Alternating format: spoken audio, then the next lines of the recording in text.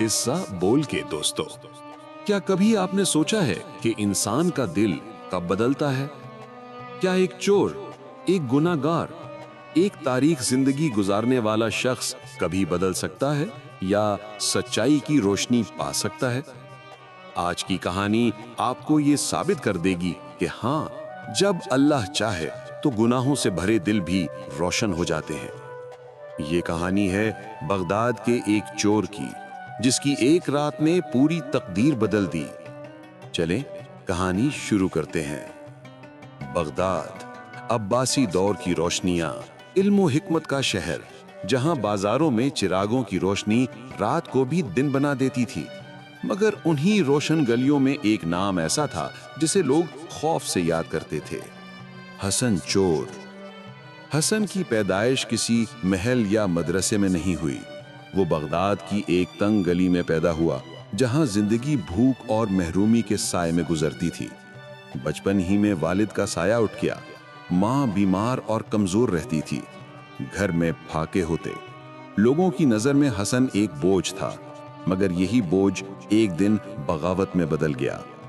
8 سال کا تھا جب پہلی بار روٹی چوری کی، 12 سال کا ہوا تو گھر میں سونے کے بجائے سڑکوں پر سوتا، 16 سال کا ہوا تو بغداد کے سب سے بدنام چوروں کے گروہ میں شامل ہو گیا۔ وقت گزرتا گیا اور حسن کا نام بغداد میں خوف کی علامت بن گیا۔ لوگ کہتے، حسن چور سے بچ کر رہو، یہ جس پر ہاتھ ڈال دے تو اس کے پاس پھر بچتا کچھ نہیں۔ مگر کوئی یہ نہیں جانتا تھا کہ حسن کے دل میں ایک تنہائی تھی، ایک صدیوں پرانی ایسی اندھیری کوٹھڑی جس کے دروازے پر کبھی شفقت اور محبت نے دستک نہیں دی تھی۔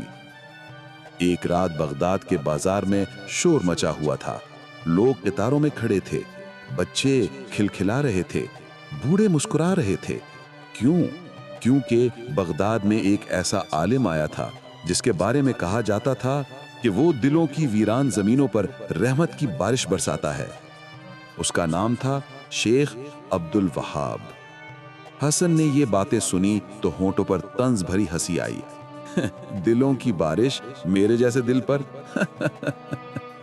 مگر تقدیر کبھی مذاق نہیں کرتی۔ چوری کی وہ رات جس نے بغداد کے سب سے بڑے چور کی تقدیر ہی نہیں بلکہ دل بھی بدل کے رکھ دیا۔ وہ ایک سرد رات تھی، آسمان پر گہرے بادل تھے، بغداد کی گلیوں میں پہرے دار کم تھے، اور حسن نے خوب تیاری کر رکھی تھی۔ اسے پتا چلا کہ شہر کے مشرقی حصے میں ایک نیا مسافر ٹھہرا ہوا ہے، جس کے پاس قیمتی کتابیں، سونے کے سکے اور تحائف ہیں۔ اور یہ مسافر وہی نیک اور ہمدرد عالم شیخ عبد الوہاب تھے جن کے بارے میں کہا جاتا تھا کہ وہ دل بدل دیتے ہیں۔ حسن نے دل میں سوچا، عالم ہو یا بادشاہ، میرے ہاتھوں سے کوئی نہیں بچا۔ وہ دبے قدموں سے شیخ کے حجرے کی طرف بڑھا، دروازہ آہستہ سے کھولا۔ کمرے میں ہلکی سی عطر کی خوشبو پھیلی ہوئی تھی، ایک چراغ ٹمٹما رہا تھا۔ حسن نے اپنا کپڑا پھیلایا اور قیمتی چیزیں سمیٹنے لگا۔ اتنے میں پیچھے سے ایک نرم آواز آئی، بیٹا، جو لینے آئے ہو وہ وہاں رکھا ہے۔ حسن کا جسم جم گیا، پسینہ بہنے لگا۔ وہ پلٹا، سامنے شیخ کھڑے تھے، چہرے پر نور، آنکھوں میں سکون اور ہونٹوں پر مسکراہٹ۔ کوئی غصہ، کوئی ڈانٹ، کچھ نہیں۔ شیخ نے کہا، آؤ بیٹھو، ڈر کیوں رہے ہو؟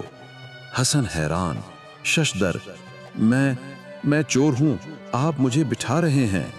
شیخ نے نرمی سے کہا، میں چہرے نہیں دیکھتا، دل دیکھتا ہوں۔ یہ پہلی بات تھی جو تیر کی طرح حسن کے دل پر لگی۔ شیخ نے اسے کھانا دیا، پانی پلایا اور پھر پوچھا، کب سے چوری کر رہے ہو؟ حسن کے ضبط کے بند ٹوٹ گئے، پورا ماضی آنکھوں میں گھوم گیا، بھوک، پھاکے، مار، تنہائی۔ حسن کے آنسو نہ رک سکے۔ شیخ نے کہا، بیٹا، تم گناہ گار نہیں، بے سہارا ہو۔ یہ الفاظ حسن نے زندگی میں پہلی بار سنے تھے۔ یہی وہ لمحہ تھا جہاں اس کی زندگی کا رخ بدل گیا۔ شیخ نے کہا، ایک بار اللہ کے سامنے دل سے جھک جاؤ، باقی راستہ وہ خود بنا دے گا۔ حسن نے کپ کپاتی آواز میں کہا، کیا اللہ مجھ جیسے گناہگار کو معاف کر دے گا؟ شیخ مسکرائے، اللہ تو اپنی رحمت سے جہنم کو بھی ٹھنڈا کر سکتا ہے، تم تو پھر بھی اس کے بندے ہو۔ اس رات حسن نے دل سے سچی توبہ کی۔ زندگی میں پہلی بار حسن کو اپنا دل ہلکا محسوس ہوا۔ اگلے دن سورج چڑھا تو بغداد میں حیرت کی لہر دوڑ گئی۔ حسن وہی سامان دروازے دروازے جا کر واپس کر رہا تھا۔ لوگ حیران تھے، یہ وہی چور ہے، یہ کیسے بدل گیا؟ اور حسن صرف ایک جواب دیتا، جو دل شیخ عبد الوہاب نے جگایا ہے وہ اب دوبارہ نہیں سوئے گا۔